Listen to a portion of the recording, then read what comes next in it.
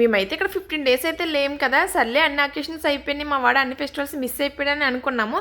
కొంచెం ఫీల్ అనిపించింది, సర్లే నెక్స్ట్ ఇయర్ చూద్దాంలే అనుకున్నాను. బట్ నాకు తెలియని విషయం ఏంటంటే మా చింటూ వాళ్ళ స్కూల్లో కృష్ణాష్టమి సెలబ్రేషన్స్ పోస్ట్ పోన్ అయ్యాయంట. మేము ఇక్కడికి వచ్చిన తర్వాత మెసేజ్ చేశారు, కృష్ణాష్టమి సెలబ్రేషన్ సాటర్డే ఉన్నాయని చెప్పేసి. సర్లే వాడు ఇది ఎందుకు పోగొట్టాలి అని చెప్పేసి ఇంకా అప్పటికప్పుడైతే మా వారు నేను షాప్కి వెళ్ళి డ్రెస్ అయితే తీసుకుందామని చెప్పేసి వెళ్ళామన్నమాట. అక్కడైతే ఓపెన్ చేయని ఎవరో ఇంక ఇంటికి వచ్చాక ఓపెన్ చేసి చూసారు, మనకు కిరీటం పట్టలేదు. ఇక్కడ ఎలా అంటే మన సైడ్ అనుకోండి, షాప్కి వెళ్ళి మనకు కావాలితే వాడు 10 చూపిస్తాడు, మనకు నచ్చినది ఇప్పుతాము, చూస్తాము, సైజ్ చూస్తాము, అన్నీ చూస్తాము, నచ్చకపోతే వచ్చేస్తాం. ఇక్కడ అలా కాదు, మనం షాప్కి వెళ్ళామనుకోండి మనకు కావాల్సింది ఏంటో అడగాలి డైరెక్ట్గా.